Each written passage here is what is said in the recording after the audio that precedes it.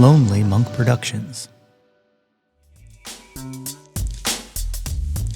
I don't know if y'all have heard the Lonnie Tolly album Tonky yet, but yo, that's my Jawn! Hey yo, displace the guilt and embrace the pleasure. You're tasting things that don't need to be measured. What's good, friends and family, neighbors near and far? Welcome to an all-new episode of the Yo, That's My Jawn podcast. The podcast, website, brand, movement, way of life dedicated to the embrace and championing of your passions.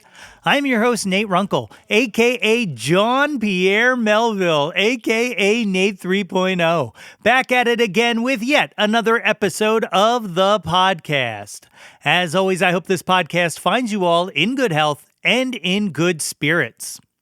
On today's episode, I am joined by indie rock singer and musician Art Deco. Art has a beautiful new album out titled Serene Demon, and the title track from that album is one of my favorite songs in recent history. We talk about the album and so much more. Like, so much more. This is a beefy chat. It went a lot longer than I was expecting, but I am so glad that it did. So, I don't want to waste too much time here in the upfront, but of course, I will remind you that the videos of these episodes are up on the YouTube channel and on the Substack. Jump up on there and check those out. Like and subscribe and do all that kind of stuff. Of course, you can always visit www.yothat'smyjawn.com for the link tree to links to everything about this show. Merchandise, episodes, guest appearances on other pods, all that good stuff. And we're back again next week with the last of this batch of weekly podcasts, so be on the lookout for that.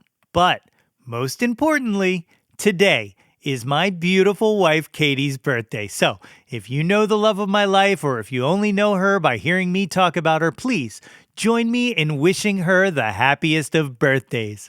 I love you so much, baby. I can't wait to celebrate with you. But before we do, I have an episode to share here. So let's get to it. My guest today is a Canadian-born singer, songwriter, and musician whose music has been compared to David Bowie and Sparks. His latest release, Serene Demon, is his most ambitious album to date and is out now on Paper Bag Records. Folks, it is my honor to welcome to the show, Art Deco. Ladies and gentlemen, I am joined today by the great Art Deco. Art, thank you for joining me on Yo, That's My Jawn. Yo. Thanks for having me. So I always like to tell everybody as an entry point, like kind of my relationship with their creativity or whatnot. And for you, I was a fan when WXPN started playing Head Rush in their rotation and all. Really into the song, really dug it. But what took me to the next level was seeing you guys perform at Non-Com. That year, what was that, like 2002, maybe 2003, somewhere around there. 2002, yeah. But that was just an incredible performance, and it turned me from like a casual fan into like, fuck, these guys are great. And then recently, so I host this other show with Bruce Warren from WXPN called Too Old, Too New, and it's a music discovery show. We each bring an old song and a new song and kind of present it as something for the audience to check out.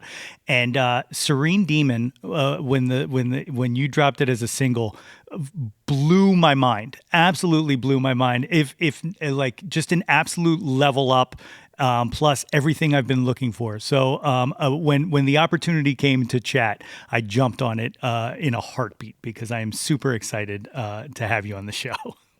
Cool. Thanks. Yeah, the wow, non-convention. What a clunky pun. Non-convention. Yeah, I think I said something to the effect of I was blonde then, and that I was like the illegitimate love child of Wayne Gretzky and Ellen DeGeneres. Yeah. Which I feel like most people took away as like, oh, stand-up comedy. Okay, cool. No, it's like I'm here to promote music, but every once in a while I get my licks in, you know? Yeah, I started going to that. I think that was the first year that I actually went to multiple days of the conference, and then last year I went as a contributor, kind of, I guess, not really, but podcasting and stuff like that. Less as a fan listening to music, and it's really great that kind of that network of NPR type stations and AAA radio exists, because I feel like they're the last ones doing it. Everybody else, all the other corporate stations have kind of, they're all owned by the same people and they're all playing the same playlists, and it's scary.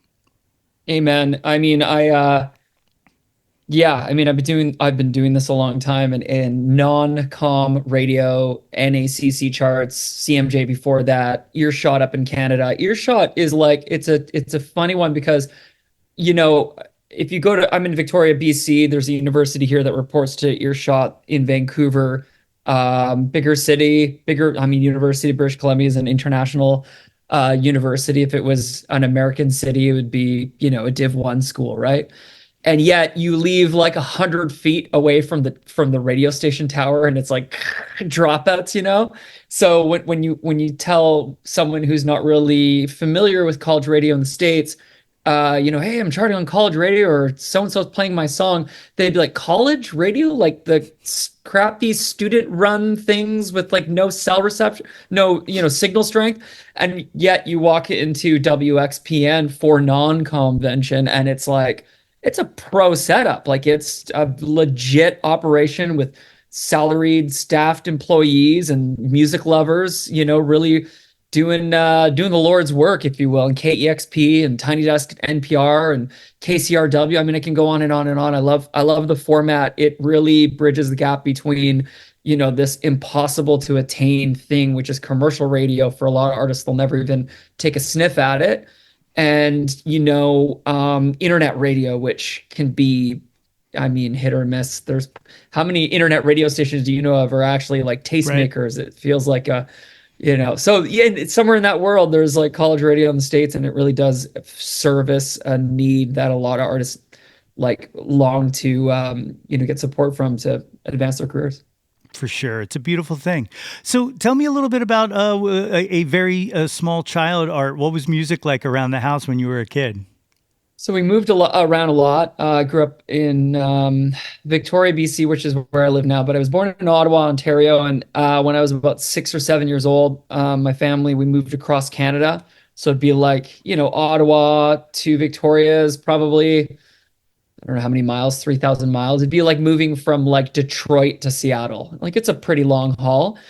And along the way, that trip was really sort of planted the seed for me in a couple of ways. Like for the first way, it was like me and my dad in the U-Haul moving truck, my mom and my two sisters following behind in like a little Ford Tempo. And like all summer long, we would just be making our way across Canada and kind of taking the slow route, seeing the sights and sounds. And it was AM Goldie oldies the whole way. So I'm hearing, Del Shannon, Runaway. I'm hearing, Yakety Yak, Don't Talk Back. I'm hearing the Beatles and the Beach Boys, and just like all sorts of music that like the melodies really hit you. And I was being exposed to that at a very young age. And then when we landed, all of my dad's vinyl collection got completely destroyed and smashed up. The only records that No. survived were like Christmas albums and Beethoven. And being a precocious little 7-year old, I wanted to like learn how to like drop the needle on and press play and listen to the crackles and the pops. And so I was listening to Beethoven at 7 years old. And that led me to, beg my mom and dad to put me into piano lessons because I wanted to learn how to play Moonlight Sonata. And after a couple of lessons with this teacher, he pulled my parents aside and he's like, okay, little Arthur, he's learning at a pretty fast clip. I should get him to my teacher because he'll be better equipped to handle this little weirdo kid who wants to learn Moonlight Sonata. And one thing led to another. And my first true like music mentor was at 7 or 8 years old, playing piano in this little church basement, taking lessons once a week with this guy named George Esahas, who was like a really renowned jazz classical teacher.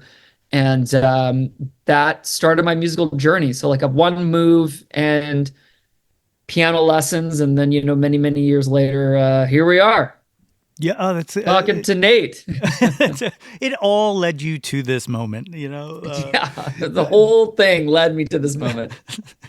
Congratulations. You've made it. But Yeah.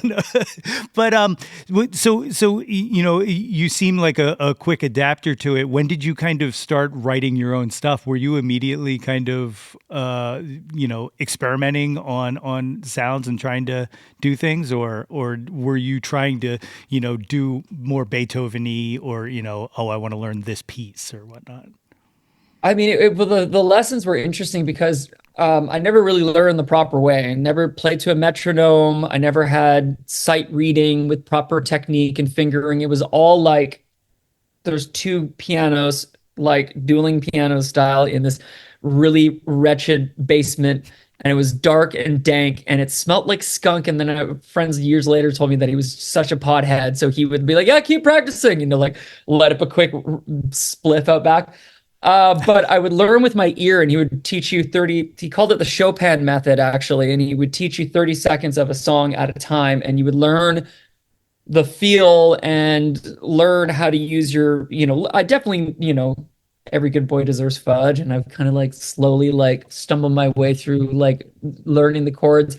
But he would make a cassette of him playing that 30-second piece and talking like, then slow down here and like, then speed up here. And here's where you get heavy. Dun, dun, dun, dun. And then he would give me the cassette and say, go practice. And I'd go home and I'd listen to the cassette and he'd scribble out the sheet music. And so I learned how to use my ear. And that led me to having confidence over a few years. And by the time I was a teenager, I was like, to hell with the piano. I want to learn electric guitar. I'd started working in kitchens, when I was 15, 16 years old, and all the older line cooks would bring in their big CD binders and slap them down on the line and pull out, Led Zeppelin and all this classic rock and Bowie and stuff. And I'd spend my entire paycheck at, the record store buying CDs and, eventually save up and you buy a guitar. And like I went through all that stuff, but eventually when I started in my like 20s to write my own music, I had this like weird muscle memory that I was activating from the Chopin method and learning from George Haas and playing the piano. And I think that foundational support allowed me to kind of like brick by brick sort of wander my way into this weird world of songwriting. Yeah. What was the early songs like? What were you kind of, I don't want to say mimicking because that's always, but what were you inspired by? Like what kind of, would you relate it to, sonically? Like my personal Art Deco music stuff. I mean, I played in other people's bands in my 20s and I was just kind of a session local guy in Vancouver, and I really couldn't get my act together to like front my own project. And by the time I turned 28, 29, I was really honestly burnt out. I kind of figured that dream is dead. And I moved to a Gulf island and I was taking care of my grandmother who had like Alzheimer's, and I was trying to like, am I going to go back to school? Am I going to get like a real job? What am I going to do? And in that journey, in that sort of section of my life, I kind of got back into music, but for me and for on my terms and to do it for myself. And I didn't really, I'd sold off all my guitars. I didn't really own much gear, so I had a crappy, MacBook with like a cracked screen, and I would sing into the pinhole microphone and use GarageBand, and I'd use chopsticks on a cutting board, and I was making some pretty scrappy, janky demos. And then around like 2014 or 15, I went into the studio and, I scraped some money together, and that recording I self-released. It was called Day Fevers. Shout out to the 10 people that own a vinyl copy of it. I was literally just on Discogs before this, like trying to track down a copy. Yeah, I mean, there's still a few for sale on artdecomusic.ca Oh, is if there? anybody wants. Yeah. But it became sort of like a local, I don't want to say a cult favorite, but I had a little bit of a following that I was building, and I was playing live. And because I had this life in the Gulf Islands, I wanted to kind of keep it separate. So, adopted the stage name and was wearing makeup and a wig at the time. Like I was literally like, I was like in witness protection as a musician. I was like, I want to reinvent myself and come back into the city that I turned my back on 5 years ago. And I wanted so that people don't really connect me to the old art they knew. And hence all of the sort of costumery.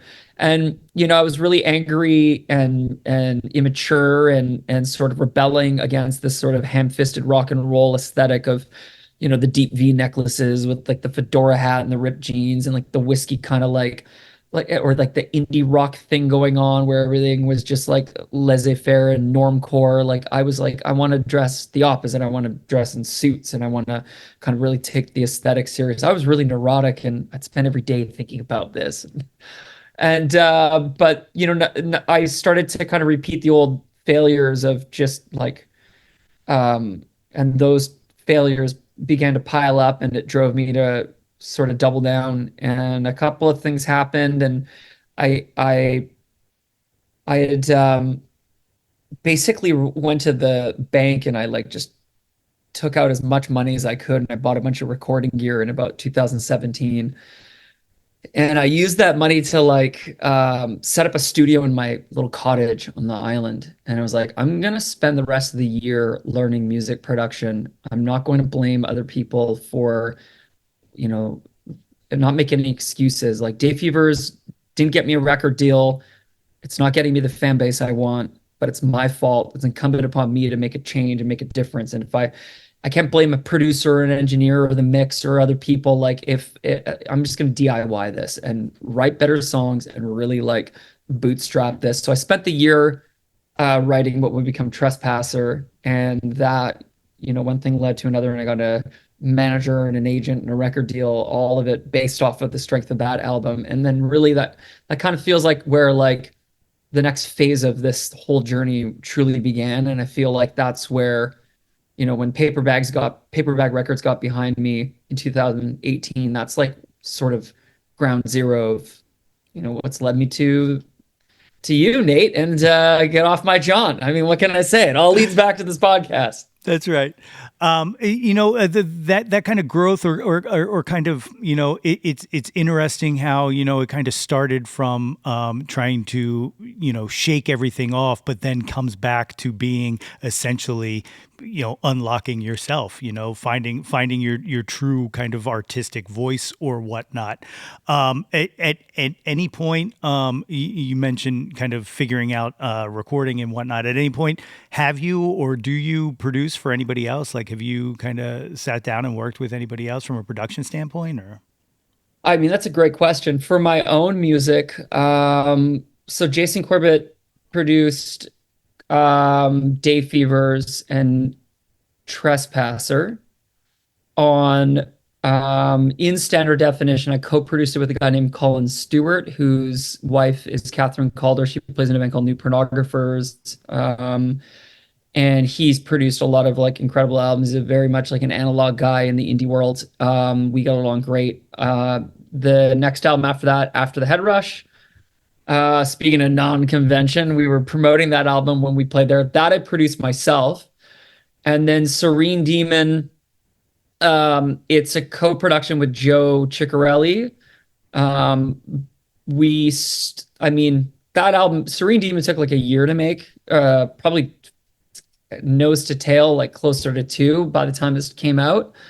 And a good chunk of that record I did like myself, obviously with like a whole bunch of great musicians and bouncing around to different studios. I think after about 2 weeks in the studio between Joe and I, we realized that we had very different ideas of what this record ought to be, and we amicably kind of parted ways. But yeah, he gets a co-production credit on it, and he had some really good ideas with respect to punching up some of the choruses and trying some stuff. But I don't know. Once I have it in my vision, where I want things to be and how I want things to sound. I mean, I spend every waking minute on this stuff. Like it's very little is left to risk or chance. That's not to say like I don't leave the door open for input or collaboration or ideas in the creative process, but there's like, I go to bed thinking about these songs. I wake up thinking about these songs.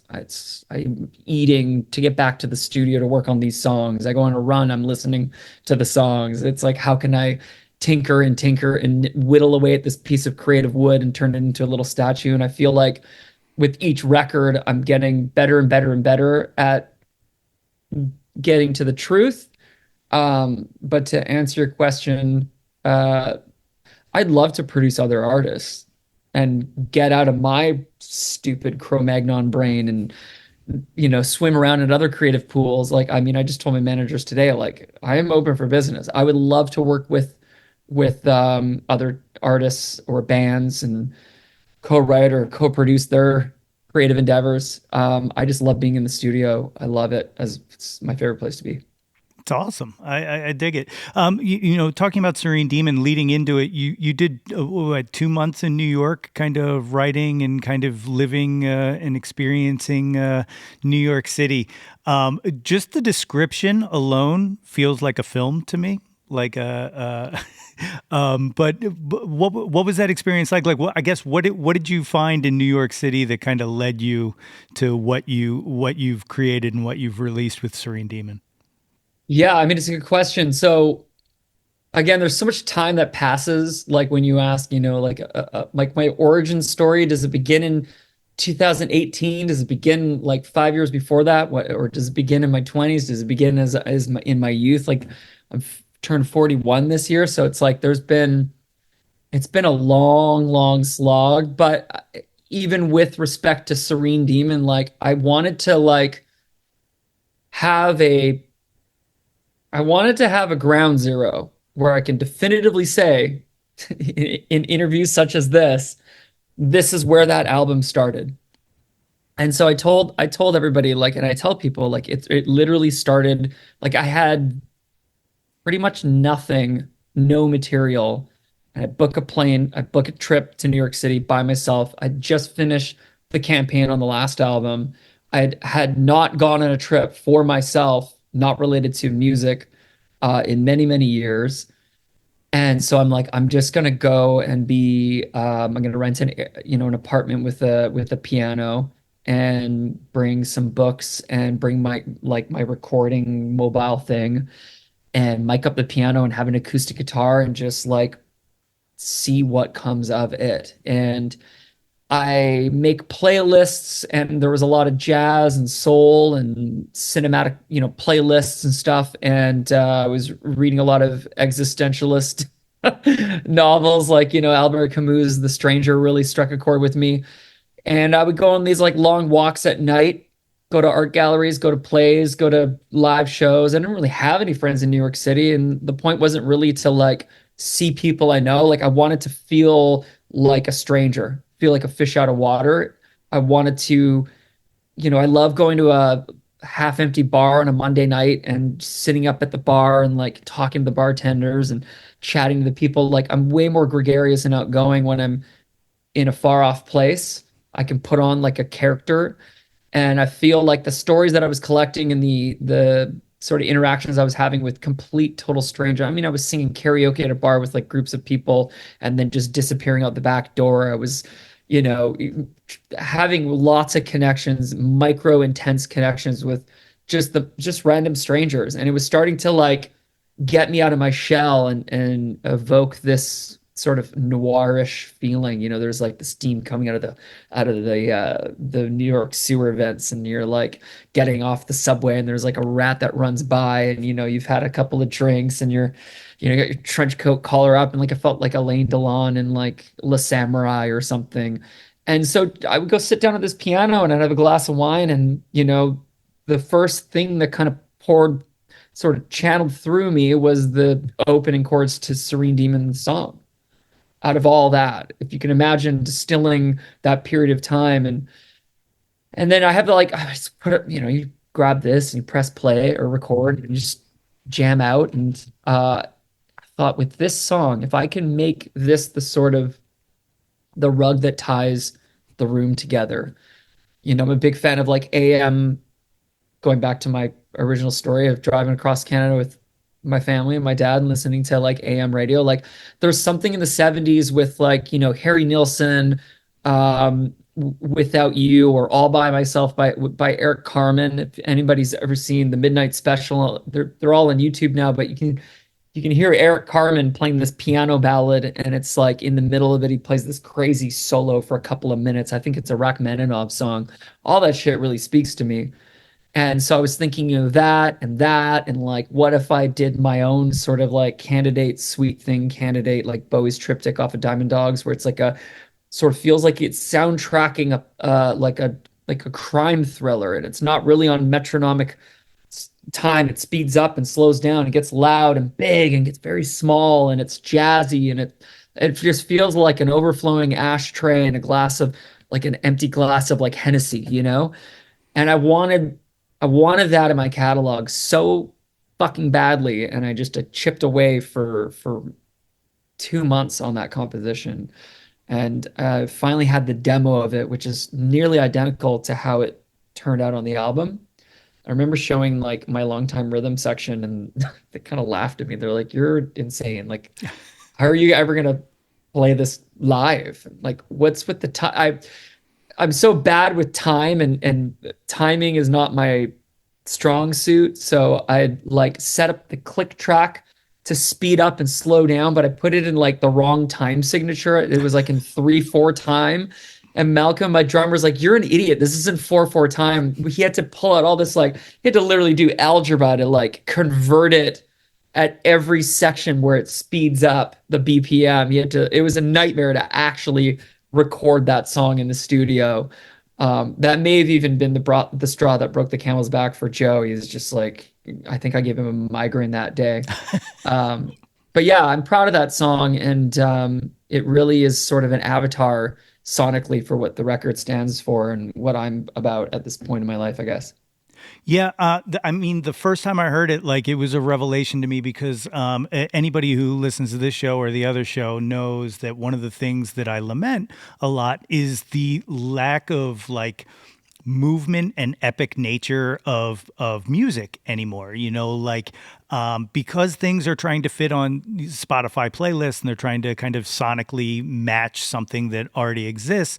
Like you know, like yourself, I'm a huge Harry Nilsson fan. I love like you know we get into it later in the Jauntlet thing, but like Billy Joel and like you know you mentioned like the Bowie triptych and stuff like that. One of the things like when it gets to the piano breakdown of where it's you know down into the "you'll be happier in a little while," like one of the things that came to my mind was the "Don't Dream It, Be It" section of the floor show to Rocky Horror Picture Show.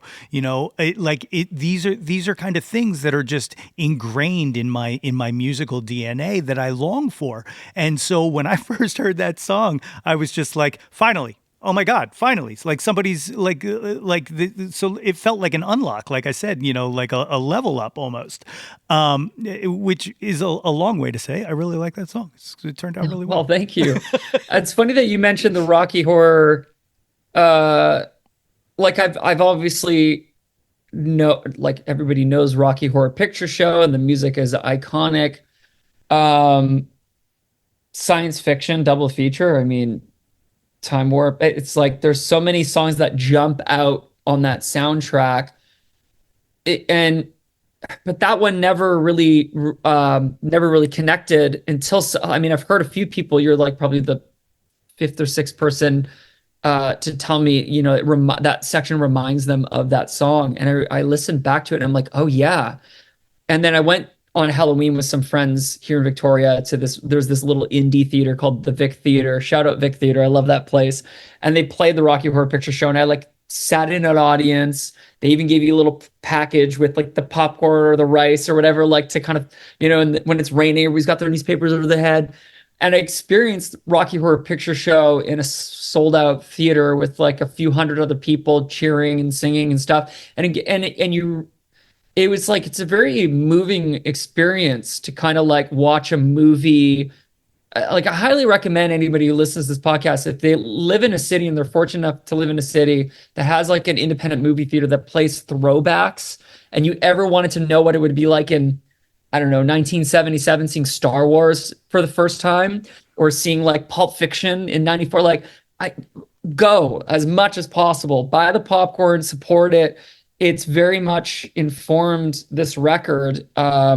Just the cinema experience of it all. But yeah, seeing that song in theater, remember when I was like watching it, it's like it's a very moving piece. And so to have a comparison to that, I'm flattered. You know, obviously people really get hung up on like the glam rock comparisons with what I do, but I mean, I truly desperately was trying as hard as possible to move away from glam rock on this record. And 80s, I was telling the guys, no 80s, no synthesizers, no Jupiter 8s, no fucking ticky-tacky disco beats.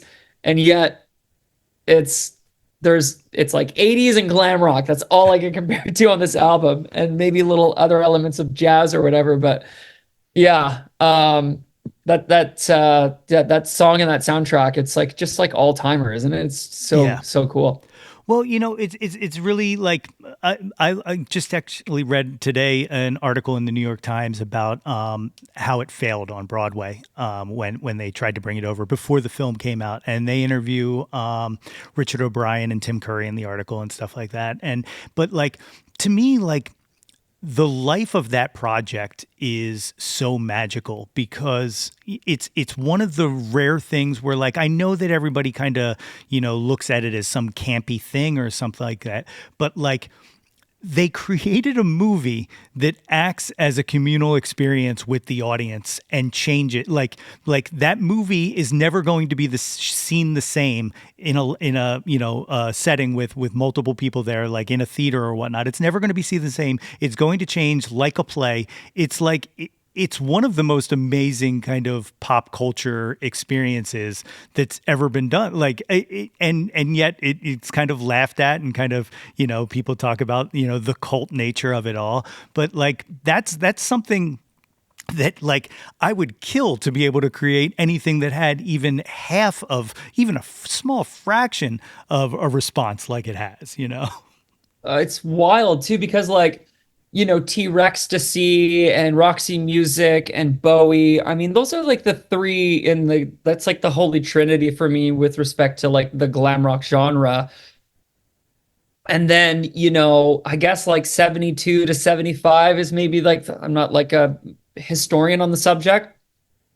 But yeah, I'd imagine when Rocky Horror Picture Show came out, perhaps at the time they thought it was maybe riding the coattails of a fad that was going to disappear, much like the disco sucks movement, trying to like hammer down this sound coming out of clubs and replacing. It was like the whole disco sucks movement. If you want to really get into it, Nile Rodgers has like all sorts of opinions on it, and it's really fascinating to see like when something gets so popular and it starts like as like this cult thing, and then it sort of like jumps into the mainstream, and then everybody wants to, there's the lunchboxes, there's the copycat acts, and then it organically will sort of hit its backlash eventually, like all things do. I mean, grunge had a backlash, right? But there was, the anti-glam, anti sort of, the disco sucks movement. There was like a violent reaction to like trying to like shut those things down. And yet, in the face of it all, generation after generation, year after year, Rocky Horror Picture Show is like sort of had this enduring quality. And I think that gender identity and sexuality, it's a fluid thing and it evolves and people become more, tolerant to different sort of, lifestyles, I suppose. But back then, it seemed like we haven't really changed much in a lot of ways. Like there's still like people back then who must have been like really offended or homophobic towards that movie and that play and that story, much like now people are. But I think that like artists who are true to themselves and are kind of like waving that flag, and it's important to kind of make art that's like true to one's core beliefs. And I know that the people that are a part of that production and that movie and that show, like that was like a real statement for them to make, and they're very proud of it. And fuck yeah, it's cool. Yeah. Yeah. It's wild because, you mentioned about like, like it wasn't that long ago. And like, this is something I've said, I've been talking about a lot post election, which is like those people didn't all die. They didn't all disappear. And like that, it's not like they changed their opinion overnight. You know what I mean? So like, I just feel like people are not quiet about it anymore, and it scares the shit out of me. You know what I mean? But Yeah. it's been there. But like the fact that like there was such a reaction to disco, and clearly it was a reaction to queer and marginalized groups. Like And it black can't. people too is very Yeah, anti-black. Yeah. it like, and it had like nothing to do with the music, because like those songs all rip, and they still rip up a dance floor. You know what I mean? Like, so like, there was years of disco sucks and steamrollering vinyls and stuff like that. But boy, that music still stands, doesn't it? Like, you know what I mean? It's just Totally. ridiculous. I mean, call me old fashioned, but I mean, if I went to, I mean, I feel like nightclubs, especially here in Canada, not that I was like a big club guy ever, but I'm telling you, if they play disco music or new wave or like anything from like 75 to 85, like that makes you want to dance, I mean, I would go to that club every weekend because to me, that I'm going to sound like so this is gonna I don't know how this is gonna go. I'm just gonna say it. Halloween used to be about that. Halloween, the night used to be maybe not so much disco or 80s music, but like Halloween parties growing up was like a an excuse to let your freak flag fly. And I want the bangers, I want the hits, I want my arm in the air, I want to scream, sing, I want to celebrate good times, I want to hear spooky music, I want to hear everything from like sure the Thriller era Michael Jackson. I want to hear like music that might be just like kooky and weird from that era, but like the Cramps, for example, like the stuff like that, or like Bela Lugosi's Dead, or goth tinged new wave, cold wave, dark wave. But I want music that's got a chorus and makes you want to like groove in like a cavernous, spooky, warehouse party or something. And those are the Halloween parties I used to go to when I was younger. And this time around, I went to a Halloween party this year, and it was man, it's like the kids have a different idea of what Halloween's about now, and it made me feel so old and out of place. Not to yuck other people young, everybody do what you want to do, throw the parties you want to throw, but like I went to a few parties, and we ended up at a house party. And it was just like there wasn't one song played that had a chorus or words, or it was like all like very processed and like just of a different era. And it was like I felt really old and sad and out of place. Like this must have been what it felt like in like the 90s when 80s or disco music was like officially dead with the cool kids, and that's the circle of life, I guess. Yeah, I DJ, not as much as I used to, but like parties, bars, stuff like that, and all. And in the past few years, it's been very challenging for me because like I'll DJ like a birthday party or something like that, and like I like people don't want to dance like at party. Like it's weird. Like younger people are kind of sitting around. I'm going to sound even more ancient than you, on their phones. Like Yeah. do Snapchat, Instagram, TikTok, that kind of thing. But like it's not based on like kind of what you were talking about, the experience of like just going ham, with a bunch of people on a dance floor, sweaty and sticky and just, leaving it all out there. Like to me, it feels like it's like, it's either on pause or something. And I think part of it goes back to what I was saying about, and everybody listening is like, here he's going to go rant about Spotify again. But it's like that, trying to get that playlist sound. I don't know that people are engaged with music the way that like you and I engage with music, or the way that creatives engage with music. I think people just want something on in the background as kind of a soundtrack to what they're doing, less like a communication. Yeah, I mean, I don't know who said it, but I heard it and I've said it, I've repeated it, I've parroted it. Music now feels more like a scented candle to a lot of people, something they light and put in the background to kind of make the room smell good. And it's such a perfect metaphor, in a synesthetic kind of way, because it's like like my my relationship to music as a creator of music, as a writer of music, as a performer of it, as someone who's addicted to it. It's like that just feels like you're photocopying the Mona Lisa and putting it in a cheap frame. It's like what like I get it. Not everybody's going to be like obsessed with the medium or the art of music with like the pinky in the air and the cork sniffy kind of mentality. And neither should they be, but like when there's this Spotification of the perfect playlist. And I mean, Liz Pelly wrote an amazing book. I've talked about it in almost every interview since reading it. Mood Machine. It's about Spotify, and really, I highly recommend it if you haven't picked it up. Um, and it kind of gets, it doesn't really provide answers per se. Not that I was looking for a silver bullet, otherwise we would change everything.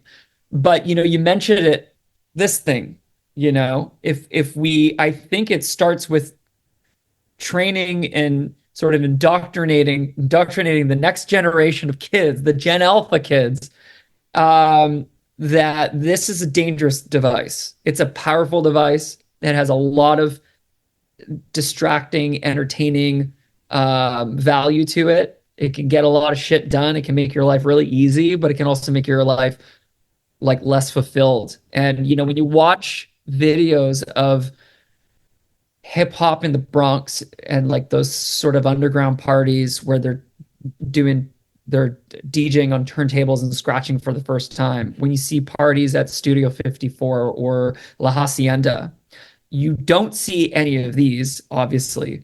Maybe you might see a big brick, someone holding it, some coke dealer in the background, but you don't see any phones. What you do see are people interacting, humans interacting, music lovers enjoying each other's company and the sweat and interacting with other humans to this soundtrack being created, this vibe that's being created. And I don't know if we need yondel bags at bars and shows and start, really like I don't it doesn't bother me being on stage and seeing a sea of phones at me. Like I kind of just relish in it now, and I'm not pissy about it. But it's like, how many of you are actually going home in 6 months from now, going through there's that Art Deco, that blurry, blown out audio from 6 months ago when he played to 200 people in my hometown. Like, wow, I'm gonna revisit. Like, you're never gonna revisit it. Take the one and put it away and have that sort of unplugged, untethered, not distracted experience. Um, yeah, it's just crazy. I mean, I'm guilty for it. How many times have I just like my mind wanders watching something that's like got a little bit of a challenging scene, and you're like, "Where's my phone?" It's like this Pavlovian response where it's like it's like, "Oh, my brain's stressing out. I'm wigging out. I got to pick up this thing to be strapped." And so, like when you are making music to the ADD, content addicted generation, it can be a really dangerous slippery slope as a musician. I had someone in the radio, one on the labels like radio team tell me, oh, like a couple years ago, a year ago, can you make this song a little bit shorter? I'm like, it's 3 minutes and 30 seconds. Right. And he goes, well, 3 minutes is the new 3:30. And then about a year ago, that same person, can you make it 2.5 minutes? 2.5 is the new 3 minutes. I go, I thought 3 minutes was the new 3:30. And so almost as like a big this to that, not that person. I love that person. He's a great person. He's been with me forever and part of our team. And he's just doing his job. He's trying to help me be a success at that format. But this finger goes up to that thought writ large, that mentality when I write a 7.5 minute song like Serene Demon. Yeah. And it's like for someone like you who kind of remembers when time limits on song, like radio used to have 4.5 minute, like Mike 3D shredding a solo in the outro, or like, like that used to be a thing. I get it. Music evolves over the time, but like, don't tell me listeners completely forgot an outro exists and that Right. a 3 minutes and 45 seconds, like, let me clutch my pearls. OMG, this song is taking forever to end. It's like, if you write a good song, who cares how long it is? Good song is a good song. you That's know? right. It makes me think. I heard, like that. You mentioned 2 minutes or whatever. I heard, someone pushing that, like, if you can get this song to just be a piece of a verse and then the chorus, that's all that matters. Because of TikTok, because they wanted like something more applicable to a super short video or reel, which like something like that has a purpose, but it can't be it. But yeah, music. Am I right? No. But no. What I was going to say was, it's funny because I'm super guilty as well with the phone thing. Here's a story I haven't really told anybody, but I went to see. Are you familiar with Nicole Atkins? No, no. Really great singer songwriter, amazing voice. We went to see her in Philly back in September, and she was doing this slow song, and they had like a disco ball at the venue, and she was like, "Can we get that disco ball lit up?" And it was sparkling around. She was like, "Grab the person next to you and dance." So my wife and I are dancing, and I was also recording with my phone at the same time. And Nicole, in the middle of it, was like, "What are you doing? Put that down. Please just dance with her." And I was like, "Oh, right, right, right. Sorry, like, but it's true. Like Yeah. we don't experience the moment anymore, and we don't kind of engage with media like we or with art like we used to. Like we used to dedicate time, and now there's so much of it, and we're afraid of missing the next one that we're not letting it grow.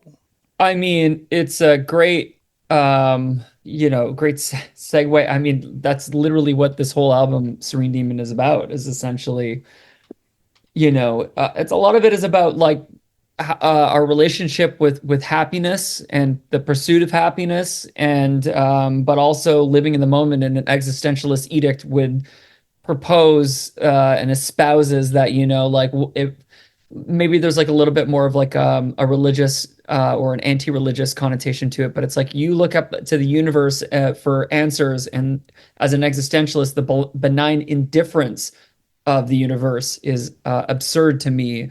And it's all about the finding happiness from within and purpose from within, and not really allocating these, offloading these burdens to, any particular person or thing or entity. It's about you, and you're in the driver's seat, and you're in control, and you're responsible for your feelings and your emotions and your life.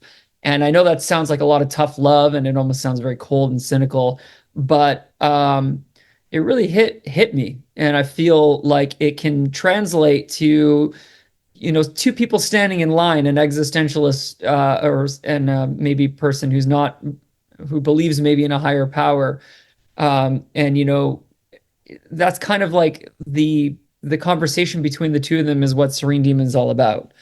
And I have troubles living and abiding by that set of rules, and I'm not sort of proselytizing for either case. Like, be religious and believe in a higher power, or don't. But for me, like, my pursuit of happiness and is like, I'm really trying very, very hard to engage and live in the moment, and not constantly need distractions, and constantly need, like, just chill out and try and, it's like when you're at dinner, or if you, I mean, you said you're married, so you probably, I mean, you go on dates with your wife.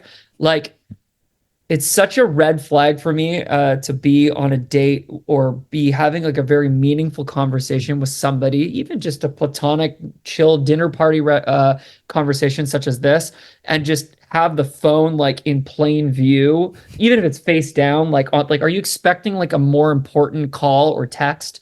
Like, just, you know, when my parents got cell phones, and this is such an off tangent rant, they got phones like late in the game. My dad never was on social media. He's 71. He's had a phone for 5 years. I've seen him slowly get addicted to the phone. It's and he's not impervious to it. Like, he, just like everybody else, like, it can get you whether you're young or you're old. It's just designed to suck you in, especially if you're a curious person and you love to learn. Like, wow, what an amazing little instrument I got here. I got like the entire encyclopedia at my fingertips. I got YouTube. I can do whatever I want. But when they first got the phones, they would like power them down at night, and it's so cute. They would like go to bed and their phones would be like plugged charged downstairs as if it was like a vacuum cleaner. Like, you know what I mean? And sometimes they'd forget because they're not on social media. They haven't been addicted yet. Sometimes they forget to turn their phone on till like the afternoon. And we would be like, Mom, Dad, just keep it on the whole time. And you don't need to do that. And now, of course, like, I'm going to my parents' house and have dinner with them. And like my dad's got the phone at the dinner table and he's like, we're watching a show and he's got the phone out. It's like, it's wild to me that we It's need these distractions. it's crazy. It is really crazy. Like I don't know that our brains are prepared to deal with it and to have like that. Like it's one of those we're just not ready. But Well, and we're trying imagine what the next 10 years with exactly. AI and what it's only going to get like insane. Sorry to interrupt, but it No, reminded me of like, you go back, like, obviously I'm old enough to remember like the pre-internet era. Not that I want to go back to like, I'm going to the swimming pool as a kid with my two sisters and we're going to ride our bike to Crystal Pool and we have 1 quarter to put in the payphone to call mom and dad to pick us up. And like you be there at 1:45 at that tree after school, so or like whatever, like 4:45. Like you made these like strategic plans back in the day, and you had this capacity to memorize phone numbers and addresses and instructions and directions. And I'm glad that we have offloaded that to these devices, and it's freed us up to like this capacity to take on more information that's maybe more useful in our day to day. And I'm not a Luddite. I'm not like rebelling against that. But sometimes though, man, is it ever cool? Like if you ever go to a music festival and there's bad reception, like infamously for years, I haven't been to Coachella in years, but when I went, you would lose your friends for 8 hours and not find them. Like you would randomly see people just hugging and crying, running towards their like a group of friends, like because they'd been separated all day and they were like really starting to panic.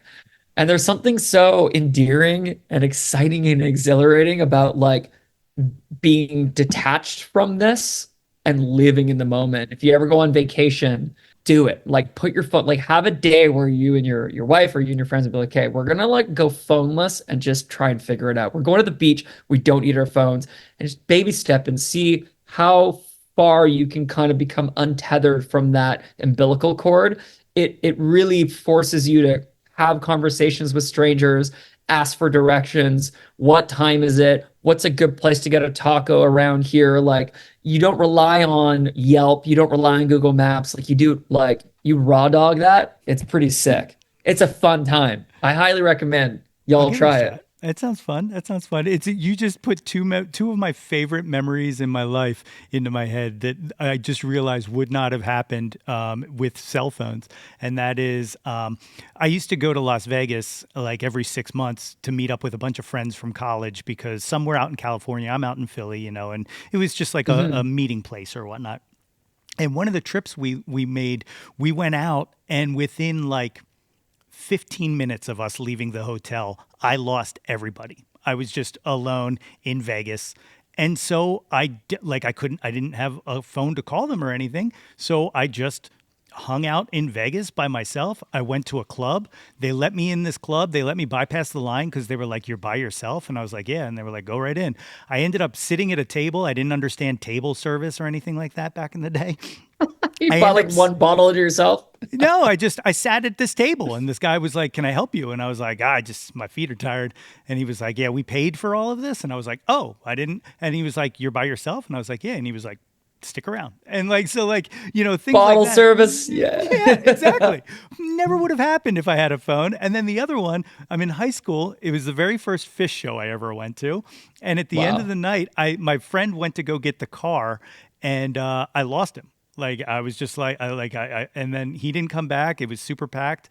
I walked to where the car used to be. It was gone. And I said to these like strangers, I was just like, well, I guess I'm gonna walk home now, because what else was I gonna do? I couldn't call him. I didn't, and like so I started walking, and all of a sudden I just faintly hear Nate, and then there's my buddy Yeah. sticking his head out the car. But yeah, those kind of things like that's life, man. Like those are experiences that just do not exist because I would just be like, well, I'll take an Uber, I guess, or like I would have been gone, like.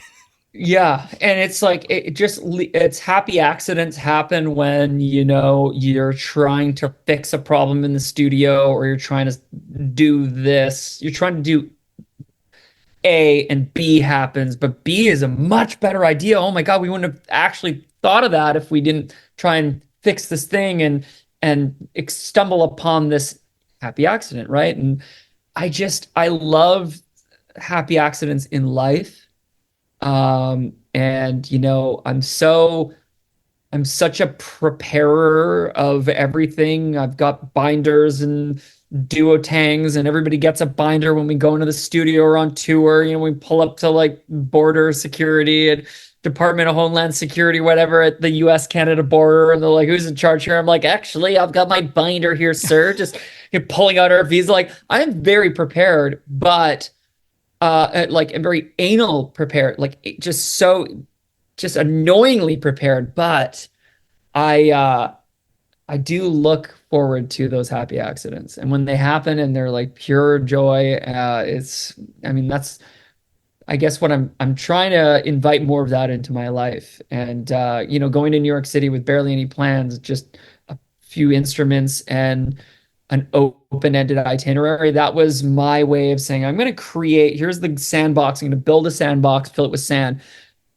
I don't have any designs for castles or shapes or little things I'm going to build just yet, but I know I'm going to build something, and I'm going to just see what happens. And that is sort of like a metaphor for how I want to live the next chunk of my life. It's killer. Can I also thank you for being the first person to say the word duotang in the longest time? Like, I forgot all about that. Thank you. Thank you for that. At this time, you want to go through my questionnaire? This is how I close all my interviews. This is the Jauntlet. It starts with the one-hit wonders, one-hit wonder in name only. You're just picking a favorite. First one, Billy Joel or Elton John? Who do you prefer? Can I talk this through? So Elton Yeah, John, absolutely. Funeral for a Friend, 10 minutes long, track one on whatever the Yellow Brick Road album, also an influence on Serene Demon. Billy Joel, Late to the Party on Billy Joel, but also I love Glass Houses. Definitely have, man, that is a toughie. I'm gonna say Sir Elton, but Okay. like 51% to 49. Yeah, it's cool. It's cool. There's no wrong answers to these, but Yeah. yeah, yeah. Yeah, you can't go wrong. Number two, Debbie Harry or Joan Jett? Debbie Harry. Yeah, good answer. Good answer. I have Aretha her Frank. book Oh on yeah, my night table. Yeah, I'm about to read it, but yeah. nice. Aretha Franklin or Tina Turner? I'm gonna say Tina, Okay. R.I.P. Are they Yeah, both dead? they Okay. are. Yeah, yeah, they're both Yeah. gone. Yeah, sadly. Sweet Uh, ladies. very much so. Nirvana or Pearl Jam? Another tough one. I do have a Pearl Jam tattoo on my right shoulder. So I mean, but Nirvana, it's like it's like three bites of like the best meal you've ever had, or like consistently a buffet of like pretty good food. Yeah, But like the consistency and the enduring sort of, I mean, I just saw Pearl Jam last year. I have the Pearl Jam tattoo. I bought my first guitar, Sunburst Stratocaster, just like Mike McCready's. I've smashed a guitar on stage because Mike McCready's known to smash up a guitar here and there. And I got to go with Pearl Jam. Pearl I Jam I all the love it. way. I love it. That's my But choice too. Nirvana, god damn it, they have a huge, huge, huge special place in my heart. Yeah. Yeah, just not a tattoo. So, Yeah. Janis Joplin or Stevie Nicks? Stevie Nicks. The big cliche, Beatles or the Stones? uh, this one is a tough one too, because my hot take is that I like the solo catalog post breakup of the Beatles more. I listen to it more than I do the actual Beatles catalog. But the Beatles, I feel like you get two bands out of that answer. You get like Paul's solo stuff, John Lennon, Plastic Ono Band. You get like, if you're saying like the Beatles, just the band versus just the Rolling Stones. I mean, I like prefer the Rolling Stones music, maybe catalog. I don't know, 59 to 40, 51 to 49%. I'm going to say the Rolling Stones. I like it. That's my answer too. And I haven't said this in a long time, so I'm going to say it again. People maybe have never heard me say it before, but to me, the Beatles are like four geniuses, right? Whereas the Stones are just a perfect band. Like, and that isn't to say that like, because early Beatles are, there's nothing tighter than early Beatles, but like the Stones to me are just what I envision a rock band is, you know what I mean? And so that's why I always prefer to pick them in the head to head, if you will. I mean, you get a revolving door and many, many eras of the Rolling Stones, which, Yes. when musicians are writing in their 20s and 30s and into their 40s, beyond that, it gets a little dicey. Very few, like, coming from a guy who's like just entered that stage of my life. But I feel like with the Beatles, like it's hard because they broke up at like what 27, 28 years old, and then they had another career outside of that where they're writing as like young men in their 30s with like the burden of like fame and their life and all that, whereas like the Stones kept writing way way longer, so you get different eras and perspectives and blah blah blah. So yeah, it's a tough one, but that's how good the Beatles were in such a Yeah. small time, changing music and writing such impactful stuff. It's a hard question, Beatles or the Stones. I've been working on this question. Should I ever get 2 seconds with Paul McCartney on any show or something like that? Because he's got a book coming out about his time in Wings, and so I sent an email out when I got the press release, and I was like, "Look, I know this isn't going to happen, but do you think Paul wants to come on the podcast?" And Yeah. and they were like, "Yeah, probably not, but I mean, we'll forward the request." And I was like, "I appreciate that for not laughing in my face." But my one question I want to ask him is, the Beatles are so influential that they influenced everything that came after them, right? And music as we know it essentially exists because of what they did. So my question for Paul is, have you ever heard a song and then gone, maybe we made a mistake? Right. Maybe Yeah. we should. Maybe we shouldn't have. But maybe we shouldn't have changed music. But it's a stupid question. Yeah. Someone asked him, Mark Maron asked him when he was promoting like one of his recent albums and was like, I know like Mark Maron's like, he's like, yeah, like you interview a rock star in their 60s and they're always saying, this is my best album yet. And you're like, bullshit. And he's like, I'm going to play along. I'm going to pander to Paul here. And, so do you think you're writing your best stuff right now with this album? And he looks at Mark Maron. He's like, I was in the Beatles, dude. Yeah. The bar is pretty high. It's got to be hard to create after that. Like I just talked to Andrew Doss, who was in Fun. And I was like, when you guys write something as ubiquitous as We Are Young, like, I don't understand how you write anything else ever again, because like you're like, I'm such a mental case with like any kind of little like success. I couldn't imagine something that's like, that just breaks through the zeitgeist like that, like how you continue to objectively create something true and not just chase fire, the old the Icarus, just Yeah. you flew too close to the sun. Or Sisyphus just rolling that ball up Roll, the hill over and over again and getting crushed by your own, the weight of the world. I mean, that is an age-old conundrum, success. You almost have to have that fire in your belly. And maybe the success is like, we got the yacht and two houses and bank account. Like I can eat wherever I want. It's like, you could, oh, I wanted that keyboard, but I can't really afford it. And oh, no, actually, I can't afford it. I wrote that song that everybody yeah, likes. But on the flip side, that you're not pursuing that when you write those songs. You're right. trying to just write something that is more going to like emotionally, like the biggest compliment a musician can ever get is like there's a specificity to a compliment, like that song that you wrote really affected me when I was going through blah blah blah, or I fell in love with that song when I was falling in love with my husband or my wife or whatever, or my kids sing that in this in we someone told me that they had a listening party, a Serene Demon listening party in this. And he was like, I know you probably don't know where this town is, but it's a very small town in like Vermont or something like that. You probably will never tour here, but just know there's like a bunch of people in a barn cranking your album right now. And it's like really we're like a little community of Deco fans. And it was like, I almost cried. I was like, that meant so much to hear that. So anyways, yeah, specific that is what you're writing the hit for, the thing Right. that becomes the hit, not like, I hope this makes me rich and famous. Exactly. So yeah, it's like, as long as you have that, honest, true kind of lodestar, guiding you, I think, yeah, that's the main thing, right? Hell yeah. And then Hell yeah. Paul McCartney's had that, with like a How many million times? songs, Yeah. he cranked those out for years, right? So yeah, I mean, he's obviously a special person. For sure. The last of the one hit wonders, Bohemian Rhapsody or Stairway to Heaven? Bohemian Rhapsody. Knew that was coming mile away. Yeah, Not gonna Serene lie. Demon. I mean, I've said is my Bohemian Rhapsody. Um, Stairway. I just saw the new Led Zeppelin documentary. Um, my dad saw Zeppelin 3 times in concert. Whoa. Zeppelin 1, Zeppelin 2, and Zeppelin 4 when they came to Vancouver, incrementally getting bigger and bigger than Zeppelin 4, right, with Stairway.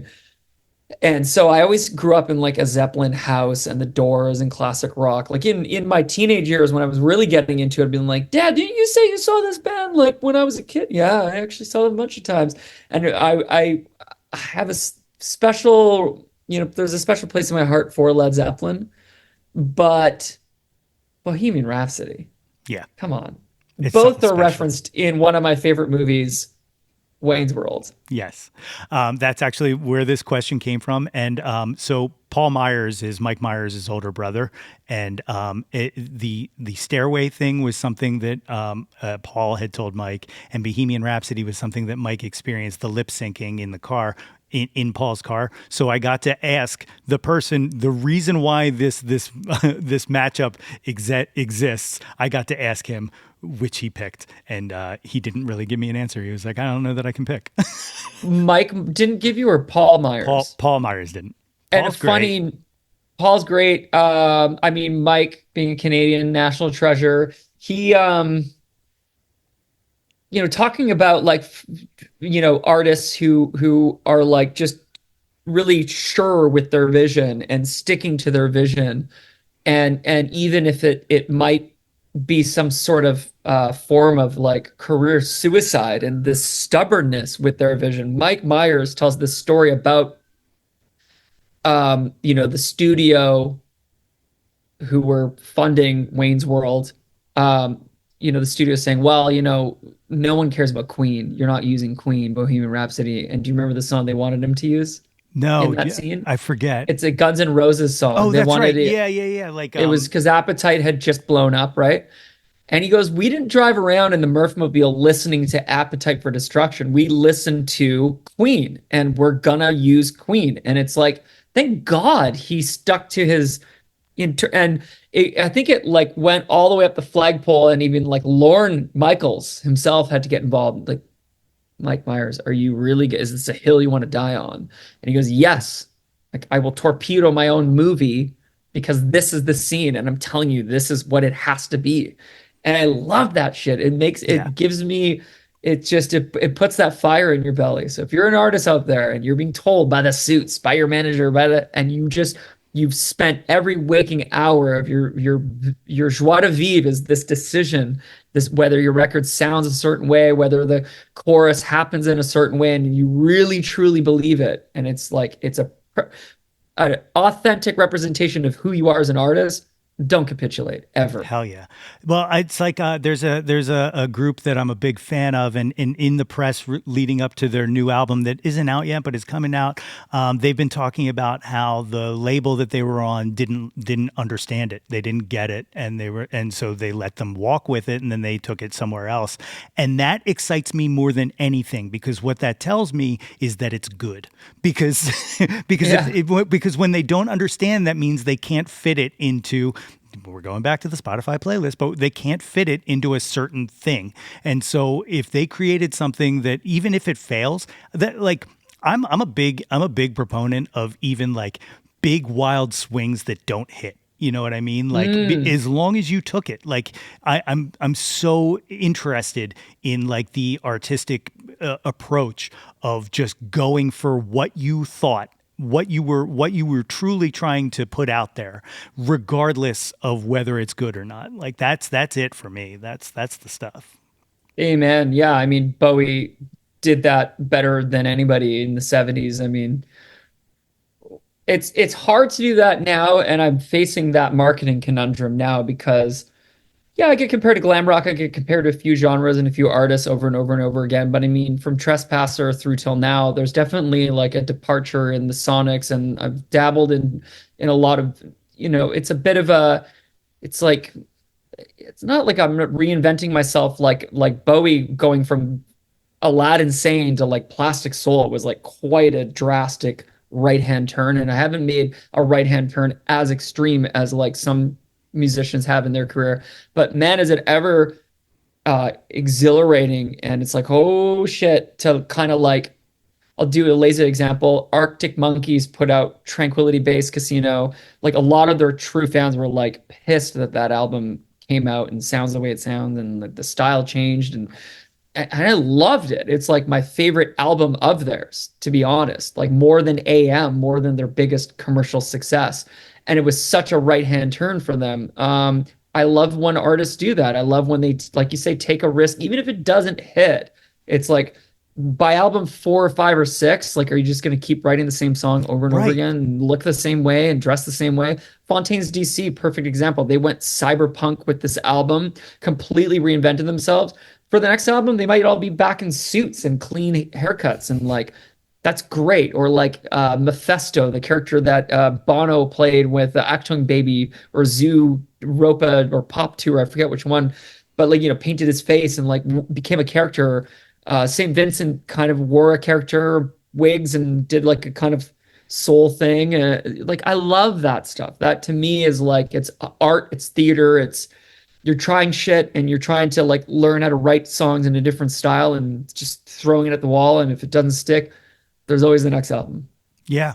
You're talking to a guy who used to wear a skeleton mask on stage and perform as Alexander Scarchild. So like, yeah, Wow. yeah, yeah, yeah, yeah. Oh Cool. yeah, yeah. I got some demons in my past. These Nice. the second half of the John list. This is the top 10 countdown. In this, we use John to be whatever you want it to be. It doesn't have to be music. Can be anything you think of. So with the first one, it's what was your first John? What was the first thing you were obsessed with when you were a kid? Ghostbusters. Yeah. Yeah, I really wanted the hairstyle. Really wanted it was Ghostbusters, Ghostbusters and Ninja Turtles, and Star Wars. Those were my first three obsessions. But if I have to go back, I think Star Wars, Luke Skywalker was a lot of young boys' obsession. But for me, it was like I wanted to be um, Bill Murray's character. I watched. My parents had to this is gonna really date me. Beta cassettes can hold a lot. They're smaller, but they somehow hold way more footage, like 5, 6 hour movies, or you could put multiple movies. So they would take Ghostbusters and they would be like the movie looped on a beta cassette, and same with Star Wars, so that I could just like sit in front of the TV and watch it 2 times in a row. Like that's how obsessed I was as a young child. That's Um, that's awesome. Definitely on the spectrum, Well, which is you're ta- great. you're talking to somebody who got married dressed as Han Solo to his wife dressed as Princess Leia. So I mean, Holy wow. so yes, we saw Come on. her. Yeah, yeah, I'm a bit of a geek. Number two, what's your current John? What are you into right now? What am I into right now? My current John that I'm into right now, I'm really into. What can I give you? I'm an open book right now. I mean, I'm really into, really into like Isley Brothers and like soul and Isaac Hayes and like that whole genre of like funk and soul from the 70s and Philly, right? Philly soul, Sigma sound. That to me is like that's all I've been listening to for the last probably couple months now. But yeah, it's it's just I'm taking apart the pieces and trying to see how those songs were composed and written. There's a lot of strings and horns and but like yeah, I who knows, maybe I'm entering my Young Americans phase. It's they just dropped the 50th anniversary release today. Like what I timing? know. I It's know. But yeah, incredible. that's Yeah, that's the latest Jawn, latest obsession. If you asked me 3 months ago, 4 months ago, it would have been film noir, neo noir, and I was doing all the music videos for the record and really talking about the record before it came out, and it was still kind of on that plane. But now I'm burnt out on all that. I'm done. I've moved on from that genre and that influence. I'm writing the next record. I'm composing it right now in little chunks, and I'm playing around with ideas. So maybe in a year and a half from now, a year from now, we'll be talking about the next one. I dig it. I dig it. Number three, what was the first concert you saw? First live show? First live show I went to would be, I mean, I'm from Canada, so there's a couple of Canadian bands that jump out. I remember seeing the Tragically Hip as a teenager. I remember seeing this is really funny. I remember seeing Nickelback as like a young teenager because they not a lot of bands came to Victoria where I grew up. So when any rock band would come here, even Nickelback in 2001 or 2000, right when they were blowing up, I was like, I'm gonna go see him. I know, like, whatever, it's a rock concert. I remember seeing, yeah, those ones. But then once I hit 20 and I lived in Vancouver, it was every night I was going to concerts. Yeah. And I feel like that's the cool thing to say. I wish I could say like, yeah, Prince was my first concert when I was in my mom's womb, like not even born yet. I went to see. That's like, no, it was like not really cool. That many cool bands. Raffi, like, the That's Victoria cool. Symphony, Raffi, the Victoria Symphony Orchestra doing Swan Lake when I was 9. Like, I didn't really see too many cool concerts until I was like in my early 20s and like had autonomy over like my spending and had a job and I could, go to shows. But yeah, in my teenage years, there was not a lot of bands that came to Victoria. It was a very, very tough place to grow up if you loved rock and roll and indie music. Yeah. Oh, that's wild. Number four, what was your last concert, last live show you saw? I just went and saw my friend's band, Current Swell, play at the Royal Theater. That was the last one. Yeah, that was the last show. Shout out to Scott and those guys in Current Swell. Um, haven't been to a lot of shows lately. I need to get out more. Yeah, I dig it. I dig it. Hey, you've been a little busy. A Yeah, little bit. a little bit. Number five, what was your favorite concert? Favorite concert. I do a lot of really good concerts. My favorite concert.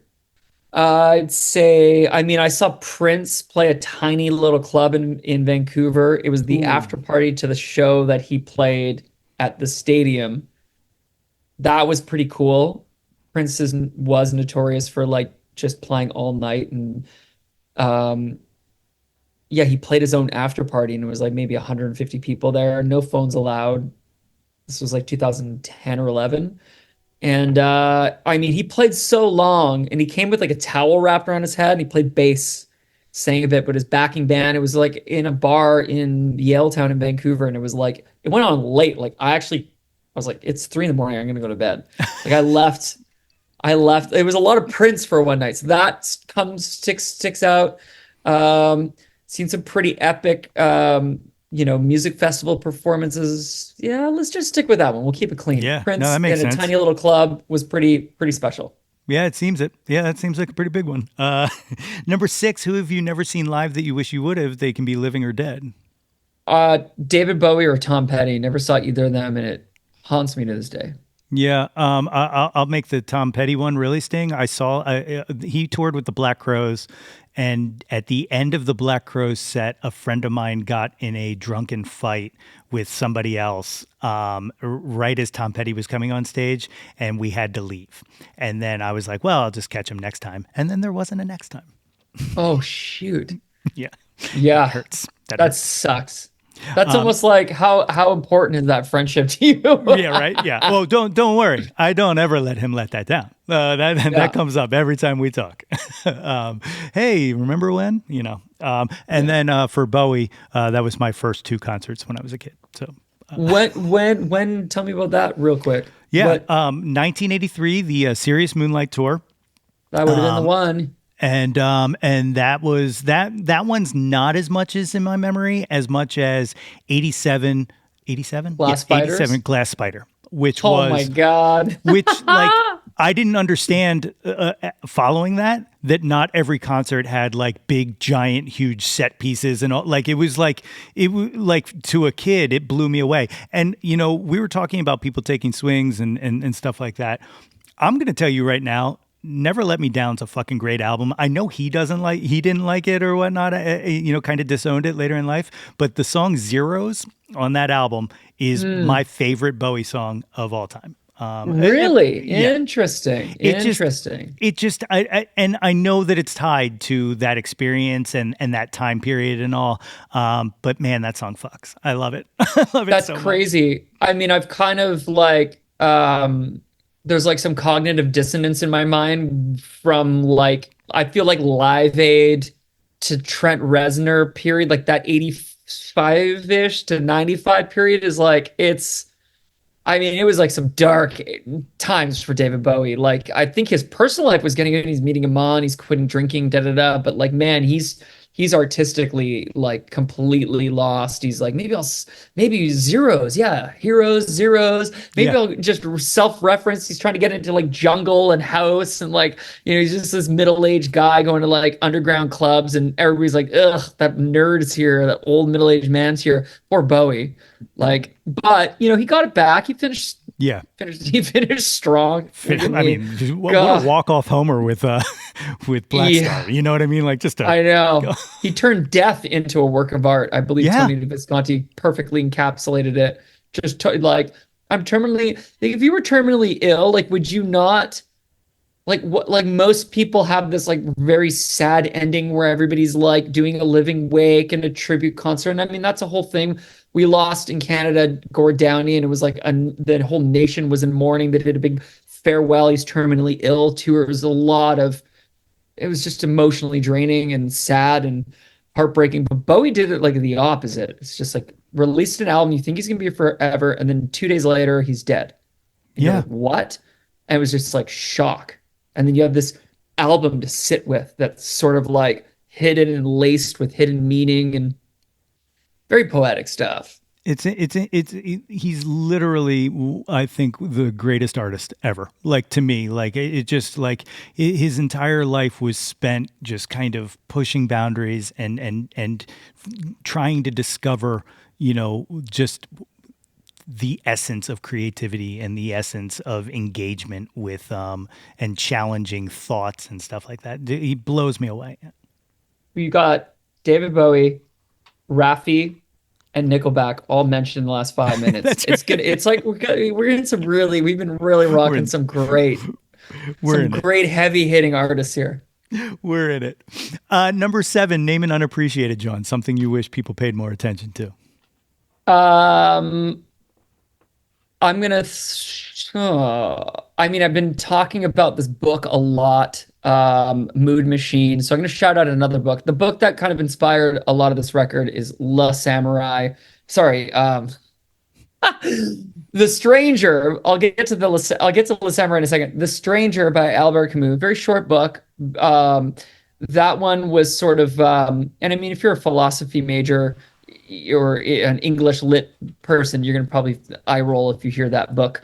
Are you reaching for it right now? I used to keep a copy in my gig bag, and I thought it was in there still, but no, I must have put it in the bookshelf. Yeah. Oh, that's wild. Yeah. So that one, I mean, maybe it's not underappreciated, depending on like what kind of scene you roll in. If you're bookish and you're into philosophy, I mean, that's like a stone cold classic. The movie Le Samurai, starring Alain Delon, R.I.P., just passed away not too long ago, directed by Jean-Pierre Melville, French new wave cinema, but film noir. And it is beautifully shot. If you get like a 4K scan, I think it was in Criterion Collection or the channel, like you can watch it. It's pretty easy. You can even rent it on YouTube or whatever.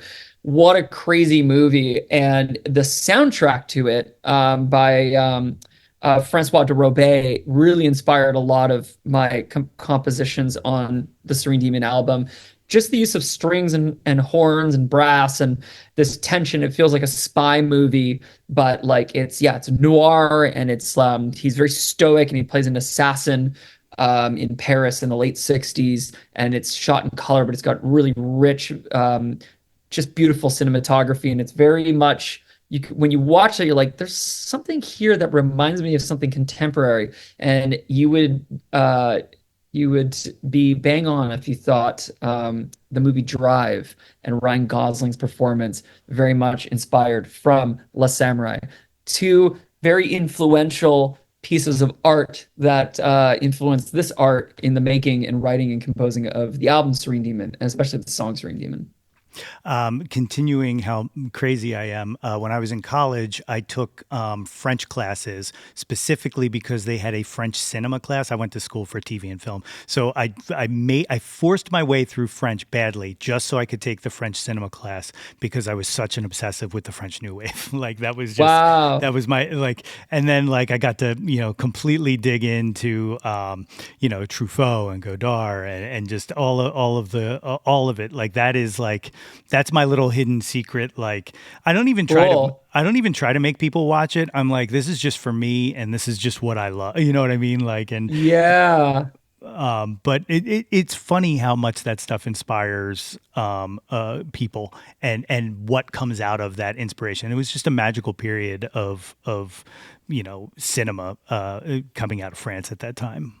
Film noir really inspired the making of the album. Then when I had to go and do the photo shoots and do make the music videos, the Serene Demon music video was came because I'm like, well, what other film noir tropes can I really lean into? And I'm going down my wormhole, watching the Ariel, the YouTube uh, content creator, did this amazing video essay called "Collateral and the Death of Neon," and it's about if you watch films that were shot in Hollywood in the '70s and the '80s and the '90s and the 2000s, you'll notice street lighting in America has played a very important character in all of these films, especially the noir genre. And if you look at '70s stuff like Michael Mann's Thief, if you look at not that it's a noir movie, but I saw it in theater at the Vic that I was telling you about earlier. The movie Terminator, the first one, and a lot of night shots, and you see street lights have a bluish hue to them on film, and that was because they were mercury vapor lamps. That's what America grid system was based on. And then like in the 90s, they switched to sodium vapor lamps because they were cheaper. And then you see movies, there's a bit of a yellowish sepia, warmer tone at night. And then they switched to LEDs, and you watch Collateral with Michael Mann. He's not only shooting LA, but he's shooting at LA for the first time on digital, and he gets a different depth of field. And he was able to like get, there's all this technical stuff involved that he didn't have access to when shooting on film. So I really appreciated this person's like super nerdy attention to this detail. But visually, it your eyes and the color and the mood affects the performance and the music and how all those pieces interact with your eyes and your ears and your heart and your soul. And here I am years later in Canada watching this documentary and all the clips of these old movies. I'm writing them down. I'm like, yeah, I got to rewatch that one. I haven't seen Thief. And that inspired the music video for Serene Demon. So it's interesting how you just collect little bits, and on your journey, you find someone who's aggregating all of this and bringing to light something you didn't know about the genre, which is how the evolution in street lighting in America affected the genre writ large over a 40-year period. And yeah, That's super killer. nerdy stuff. I got to Yeah. track that video down. It sounds fascinating. I dig that. Number 8, what's your favorite album? My favorite album of all time. Um, my favorite album of all time. I'm gonna say something that no one watching this is gonna probably get. Is no one watching this is probably going to think this is coming out of my mouth in 2 seconds. I'm gonna say Deer Hunter Halcyon Digest. Interesting. Yeah, Okay. yeah. It's I go back to that album over and over and over again. It's my favorite album I of like all it. time. Yeah, That's I mean, awesome. I'm sure if you asked me a year from now or 6 months ago or whatever, it'll change. I could say, I mean, there's a lot of albums by David Bowie between 72 and 83 that could be on my list. Harry Nilsson, Nilsson Schmelson, Curtis Mayfield's first album. Yeah, I mean, there's a lot of music in there that just that rotates, but I just something about that album hit me in my 20s and has an enduring effect on me in my 30s and now in my early 40s. And it's I just put it on the other day and I'm like, yep, no, it's It's like perfectly flawless, but also flawed in so many artistic ways. It's an imperfectly perfect album, if that makes sense. Absolutely. Yeah. Yeah, love Fantastic it. answer. Number nine, name an artist whose output you'll consume anything they release. I mean, yeah, not David Bowie, because there's large swaths of that real estate that I would completely redevelop and sell off to the highest bidder. But I think Tame Impala has a pretty good, consistent, prolific output. Deer Hunter is another band, I would say. Um, yeah, hard to say. There's I mean, what artist? I don't even. Yeah, I'd say Tame Impala. I don't know Great for answer. band. Yeah. Yeah, I don't know. That question took me by surprise because every artist, if they're taking wild risks and they're taking wild swings, is gonna put something out that is not canon, and you might only like that one thing profoundly with such reverence and disregard. Like Harry Nilsson, I love Nilsson Schmilsson. There's a few songs on either side of that record, or a few records on it, but like there's a lot of music in there in his catalog. It just is wallpaper to me.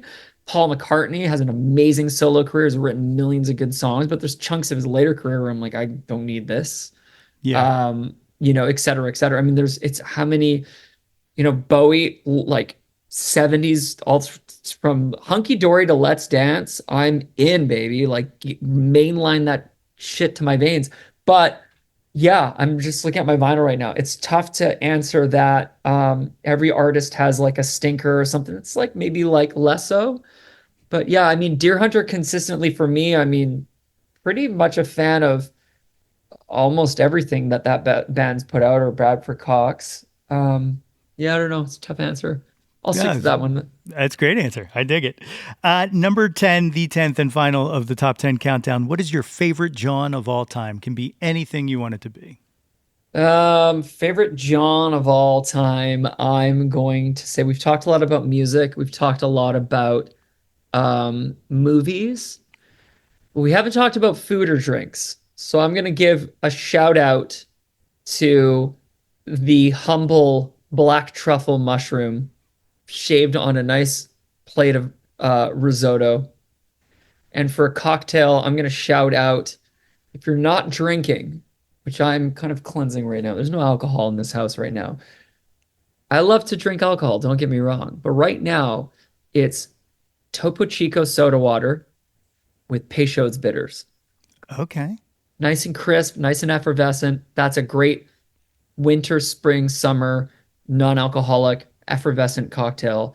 If I'm drinking, you can you can bet I will enjoy an old fashioned or a Negroni if made even half decently. Hell So yeah. shout out to a couple non-alcoholic cocktails. Shout out to a couple of alcoholic cocktails, and a mushroom risotto with like some fresh black truffles. That's my John.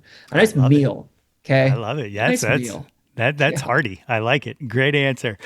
So the spring tour, is that what I heard? I don't know that it's been announced yet, but there's a tour on the horizon? Is that Tours on the horizon. It's turning more into like a summer tour, okay? to be Yeah. honest. Visas, all that stuff, dates are in the works. I mean, yeah, That's cool. I will yeah. definitely keep an eye out for that. I hope Philly becomes one of those dates because I love Philadelphia and I want to come to Pardon me, Philadelphia. It's weird to have a connection with the city. Just like Philly is an iconic city. You live in Philadelphia, WXPN, such a history there. But like, you look at the map of North America, and as a musician, like there's like, oh yeah, Seattle's close to Victoria. Like I should have a connection to the Pacific, and I do.